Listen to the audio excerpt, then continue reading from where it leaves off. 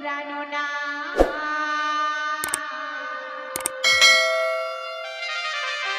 এই লোহবাস ঘর গো প্রাণ না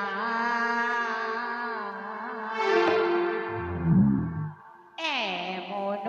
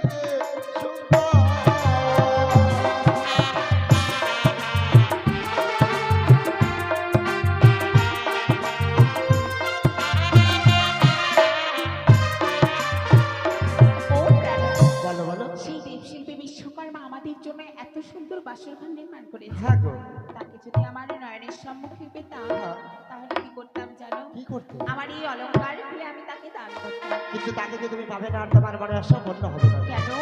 তারা হচ্ছে স্বর্গের দেবতা, আমরা সাধারণ মানব। এই মানবিক দেবতাকে কাছে পাওয়া যাবে না। তাই বুঝি? ওদের হইতে তাদেরকে প্রণাম করতে হবে। কেমন করি? আরে চলো চলো ও গো প্রিয়ে আমার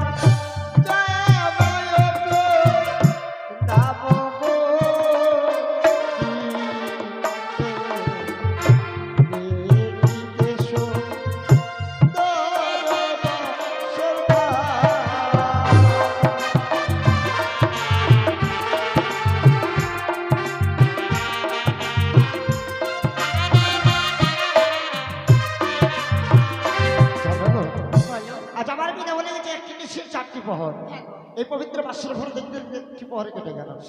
বাকি রয়েছে এখন 3টি পহর। তাই বুঝি? এই 3টি পহর আমরা কিভাবে জেগে থাকবো জানো? কিভাবে গো? দুজনে মিলে পাশা খেলবো।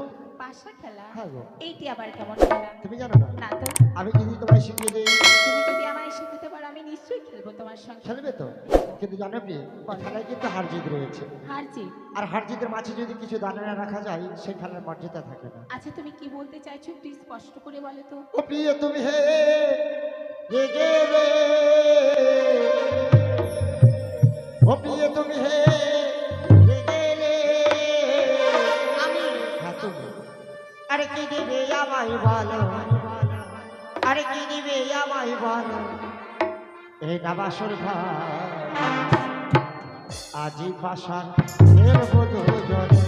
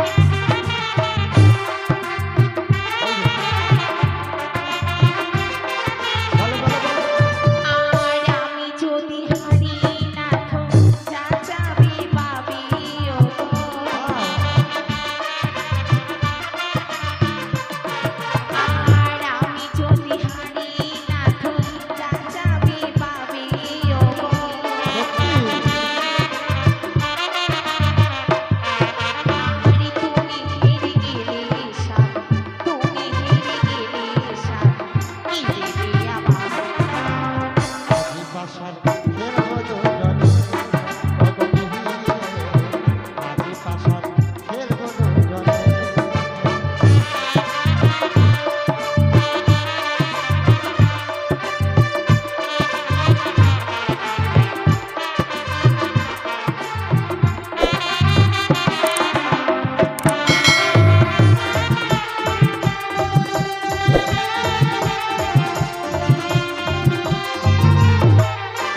এই যে শোনো, হ্যাঁ বলো আমি কিন্তু চিত নেব।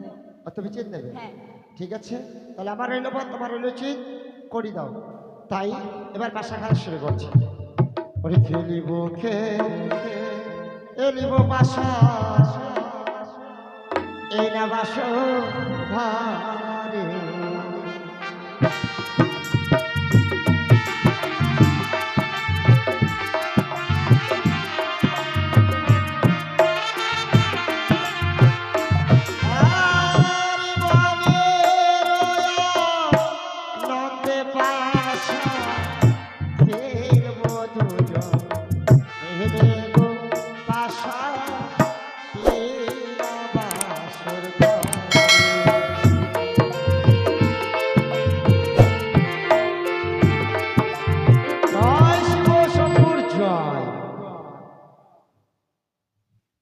আমি জিতেছি। তাই নাকি এই যে 3টি চিত আর 2টি পদ। আচ্ছা তাহলে এবার আমায় দিতে হবে তাই তো হ্যাঁ, আমি কি বলেছিলাম 5টা অলঙ্কার দেবো হ্যাঁ। ঠিক আছে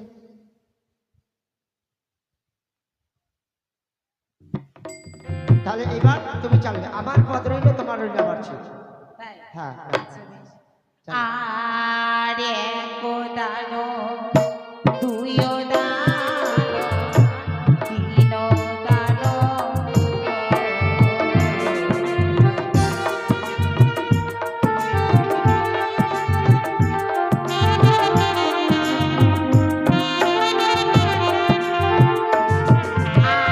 আর তিনও দানে বাঁশরেতে পাশা সারিতা গো পাশা খেলিল গো।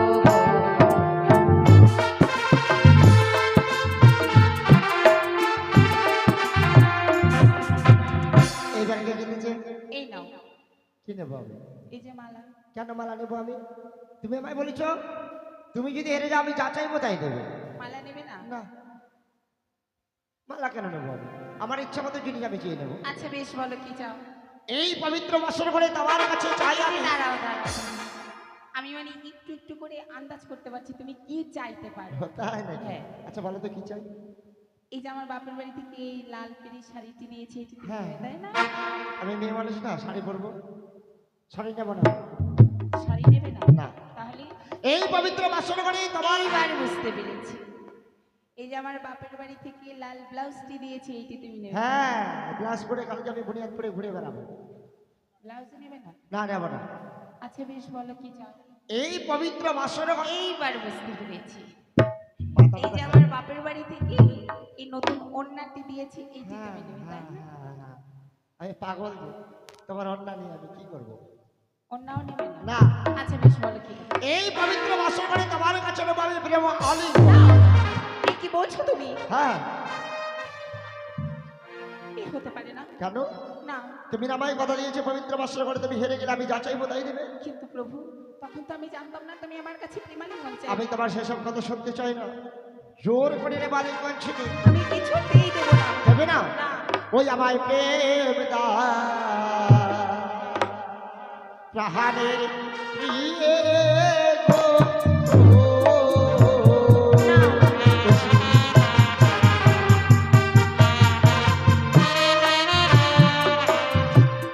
ও প্রিয়ে গো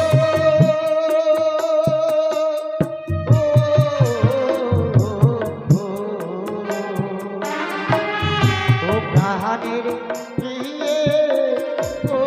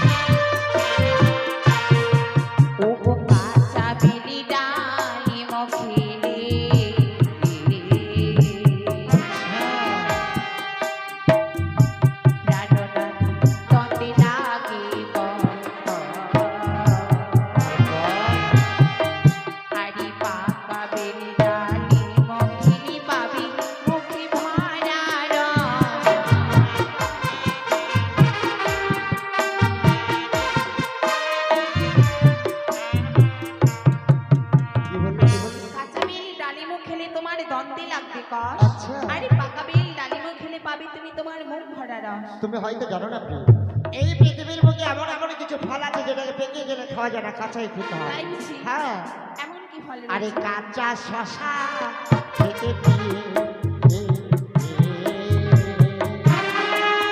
ও প্রিয়ে আমার লাগে বড় ভালো।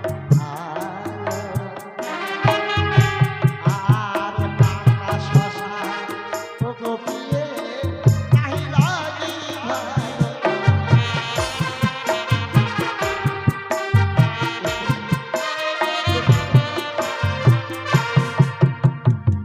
ছোটতে লাগাইলে বৃক্ষ গোড়াই দাহ জল, জল আগে করো গাছের যত্ন, তুমি পরে নিশ্চয়ই পাবে ফল। ছোটতে লাগাইলাম বৃক্ষ, গোড়াই দিলাম জল, বড় হয়ে সেই বৃক্ষ যদি না দেয় ফল। নিশ্চয়ই দেবে। কেন? কোনো কোনো বৃক্ষের ফল হয় না, কোনো কোনো নারীদের বাচ্চা হয় না, তারা বান্দা হয়ে থাকে।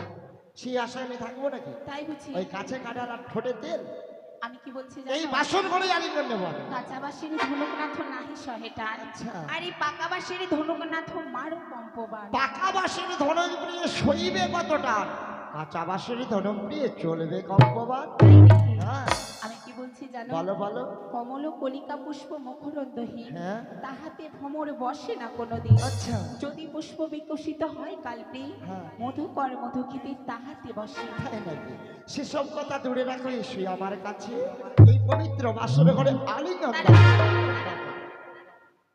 আলিঙ্গন নিবে? নেবো না মানে ছেড়ে দেবো নাকি? আমি তোমায় একটু যাচাই করতে চাই। কি যাচাই করবো? বিয়ের সময় তো মাতা পিতা বলেছিল আচ্ছা, যে তুমি মহাপণ্ডিত, কিন্তু এই বাসর ঘরে তোমার ব্যবহার হারিয়ার চান্ডালের মতো। তাই নাকি? তাই তো আমিও তোমায় একটু যাচাই করতে চাই। এতক্ষণ আমি তোমায় শাস্ত্রের কথা বলছিলাম, হ্যাঁ, তুমি আমায় ব্যাখ্যা দিচ্ছিলে। হ্যাঁ, এবার আমি একটু দেখতে চাই তুমি কত শাস্ত্র জানো। তাই নাকি? হ্যাঁ, তাহলে কি বলতে চাও তুমি? কি বলতে চাই জানো? হ্যাঁ, বলো বলো বলো। আমি তোমায় কিছু প্রশ্ন করতে চাই। কিছু প্রশ্ন? হ্যাঁ, কয়টা প্রশ্ন সেটা বলো। 3টি। কেন রাত বেশি নেই তো, তুমি প্রশ্ন করে রাত পার করে দেবে, আবার আলিঙ্গন নেওয়া হবে না। 3টি প্রশ্ন, শুরু করো। দেবে? হ্যাঁ, শুরু করো।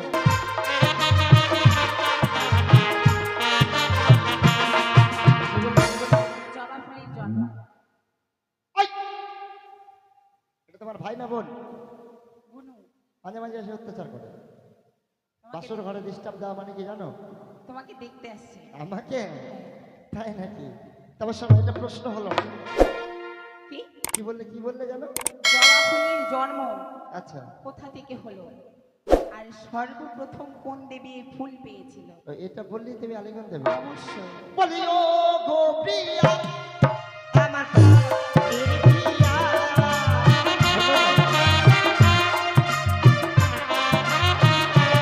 আরে তোমার প্রশ্নের উত্তর আমি দেব বাসর ঘরে। সত্যি করে বলো প্রিয়ে, আলিঙ্গন দেব। সত্যি করে দাও।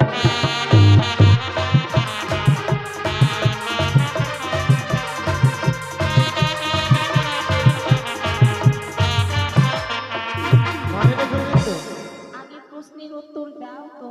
তো দেবে তো তাহলে? অবশ্যই। ঠিক আছে, তাহলে শোনো কান্ডপাত করে। বেশ বলো। আরে কালী মায়ের জিহ্বা থেকে রক্ত পড়েছিল, কালী মায়ের জিহ্বা থেকে রক্ত পড়েছিল, সেই রক্ত থেকে জবা ফুলের জন্ম। হ্যাঁ, হ্যাঁ, কোন সময় রক্ত পড়েছিল? ও, এটাও বলতে হবে। হ্যাঁ, পরিপূর্ণ করে উত্তর দাও। শোনো, বলো। যখন অসুররা অত্যাচার করেছিল দেবতাগণের সম্মুখে, ওই দেবতাদের ওই দেবসভা যখন দখল করার পথে চলেছিল, তখন অসুরকে বধ করার জন্য সৃষ্টি করেছিল আত্মাশক্তি মহামায়া মা দুর্গা দেবী। মা দুর্গা দেবী যখন অসুরকে বধ করার জন্য আঘাত করছিল, তাই অসুরের শরীর হইতে এক বিন্দু রক্ত মাটিতে পড়লে শত শত অসুর সৃষ্টি হয়, তাকে নিধন করতে পারছিল না। তাই দুর্গা দেবীর এক অংশ থেকে কালী মায়ের রূপ ধারণ হয়েছিল। হ্যাঁ, কালীমাতা খড়গ হাতে নিয়ে অসুরগণকে ধ্বংস করেছিল, আর রক্ত যেন মাটিতে না পড়ে তার জন্য শ্রীগাল সৃষ্টি করেছিল। ওই কালী মায়ের এক অংশ দিয়ে শ্রীগালের সৃষ্টি। আচ্ছা। রক্ত মাটিতে পড়লেই শ্রীগাল দেখবে হামেলে দাঁড়িয়ে থাকে, ওই অসুরের রক্ত শ্রীগালের মুখে পড়ে, আচ্ছা। আর অসুর সৃষ্টি হতে পারে না। হ্যাঁ, তাই এমনিভাবে অসুরগণকে যখন ধ্বংস করে হ্যাঁ, কালীমাতা পাগলিনী হয়ে গেছিল, হ্যাঁ। আত্মহারা। তাই তখন নরলোকের বুকে ছুটে চলেছিল এই নরগণকে কাটার জন্য। তারপর? তাকে রক্ষা করার মধ্যে এমন মহাপুরুষ কেউ ছিল না। তাই ভোলা মহেশ্বর, দেবাদিদেব ভোলা মহেশ্বর মনে মনে ভাবলেন, আমার এই পাগলি কালীকে একমাত্র রক্ষা করতে পারি আমি। তাই ভোলা মহেশ্বর ওই কালীমাতা যে রাস্তা যাচ্ছিল, ভোলা মহেশ্বর সেই রাস্তায় শুয়ে পড়েছিল। কেমন করে? ওটা শুয়ে থেকে দেখাতে হবে নাকি? তাহলে তুমি কালী সাজো। আচ্ছা বেশ বলো, তারপর? তাই দুর্গা মাতা ওই কালীর অংশ যেটা ছিল, কালী মাতার চক্ষু দুটি ছিল সরকারি দিকে। তাই পায়ের নিচে না দেখতে পায় তার স্বামীর বুকে যখন পা দিয়েছিল, তখনই জিহ্বাতে কামড় মেরেছিল। তখন এক বিন্দু মানে এক ফোঁটা রক্ত পড়েছিল। সেই রক্ত থেকেই এই জবা বলে সৃষ্টি হলো। সর্বই আগে ওই কালী মায়ের চরণে সেই পূজায় লেগেছে।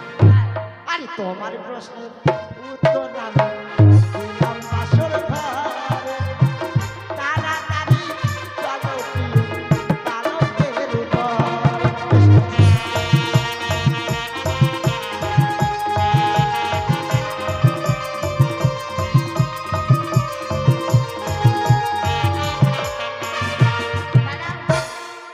কেন? আরো দুটি প্রশ্ন আছে। ও আমি তো ভুলে গিয়েছিলাম।